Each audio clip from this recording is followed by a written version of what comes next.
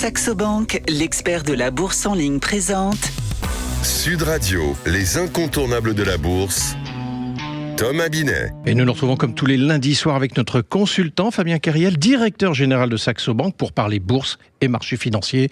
Bonsoir Fabien. Bonsoir Thomas. Fabien, la fois précédente, on avait commencé à parler du CAC 40, du Dow Jones ou encore du Nasdaq. Pour prolonger, Fabien, pouvez-vous commencer par nous expliquer simplement ce qu'est un indice boursier, justement ? Oui, bien sûr. Un indice boursier, c'est un indicateur qui représente la valeur d'un panier d'actions. Donc, il faut bien comprendre que quand on parle indice boursier, ça représente des entreprises, ça représente des actions qui sont sous-jacentes. Après, ce qui est important de savoir, c'est comment on sélectionne ces actions qu'on met dans ce panier. Ça peut être des actions d'entreprises d'un même secteur économique, ou alors d'un même pays ou d'une région géographique, ou en fonction du type d'entreprise. On va avoir des indices de grande capitalisation boursière, de grandes entreprises ou de petites entreprises, ce qu'on appelle dans le jargon des small cap, des petites en anglais, capitalisation boursière. Si on prend le CAC 40, par exemple, on y retrouve donc les 40 plus grosses entreprises qui cotent à la Bourse de Paris. Donc, on a des boîtes comme L'Oréal, Carrefour, LVMH qui représentent vraiment les grosses entreprises françaises. Alors, j'avais commencé à le dire, on entend souvent parler donc du CAC 40, du Dow Jones ou du Nasdaq. Mais quelle est la différence entre tous ces indices ?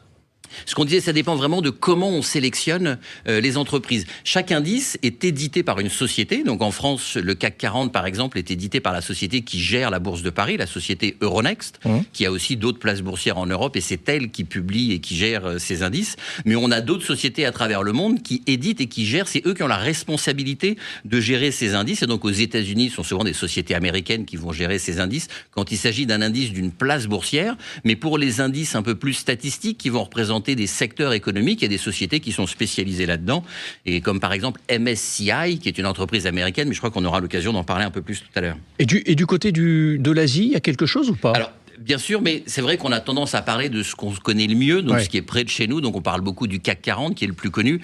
Si on parle de l'Eurostock 50, qui sont les 50 plus grosses capitalisations boursières de l'Union européenne, déjà on s'éloigne un peu. Mais en Asie, bien sûr, on a le Nikkei 225 au Japon. Donc c'est les 225 plus grosses capitalisations boursières du Japon. Le Hang Seng à Hong Kong. Alors le nom est pas très connu, mais on y retrouve des entreprises comme HSBC, comme Xiaomi, Tencent, Alibaba, qui là sont des valeurs de la tech en Asie qu'on connaît et qui font partie de cet indice Hang Seng, qui est donc l'indice de la bourse de Hong Kong. Alors intéressons-nous un peu plus justement du côté de l'indice boursier. Comment on le construit concrètement, cet indice boursier ?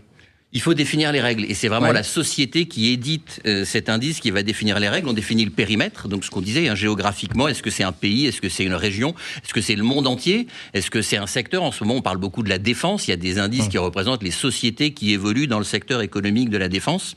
Et après, quand on a défini ce périmètre, comment est-ce qu'on sélectionne les entreprises au sein de ce périmètre ? Est-ce qu'on prend les plus grosses ? Est-ce qu'on prend les plus liquides ? Est-ce qu'on prend les plus volatiles ? Il y a vraiment différentes méthodologies.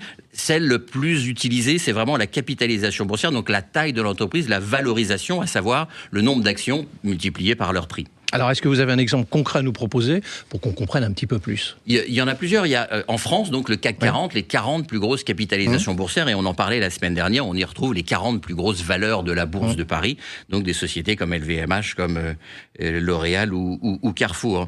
Mais on trouve également d'autres indices. Alors, on évoquait l'Eurostock 50 en France, un très connu aux États-Unis, le Nasdaq Composite. Là, ce sont des valeurs technologiques américaines, il y en a des milliers, il y en a plus de 3000 je crois, et donc là aussi la pondération se fait par capitalisation, et donc le Nasdaq aux États-Unis représente les plus grosses entreprises du secteur technologique. Et il y a un autre exemple encore à nous proposer ?